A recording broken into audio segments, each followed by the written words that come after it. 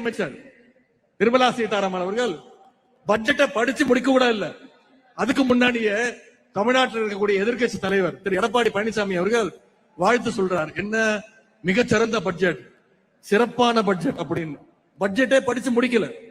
நீங்க கேள்விப்பட்டிருப்பீங்க முரட்டு பக்தர்கள், முரட்டு தொண்டர்கள். ஆனா முரட்டு அடிமை கேள்விப்பட்டிருக்கீங்களா?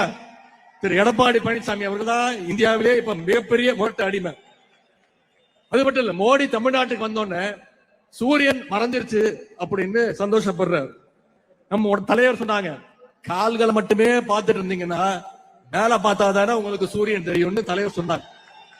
உடனே திரு எடப்பாடி பழனிசாமி கோவம் வந்துருச்சு. என்ன தெரியுமா சொல்றாரு? காலை பார்த்து நடந்தாதான் நாங்க நேரா பார்த்து நடக்க முடியும், காலை பார்த்தாதான் நேரம் நடக்க முடியும் அப்படின்னு ரொம்ப அறிவுபூர்வமா கேட்டார்.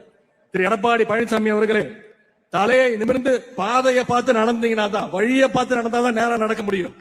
நீங்க திரு மோடியுடைய காலையும் திரு அமித்ஷாவுடைய காலையும் பார்த்துட்டே நடந்தீங்கன்னா உங்களை மாதிரி முட்டு சதுர தான் போய் நிக்க முடியும். இவ்வளவு நாளா அதிமுக பாஜக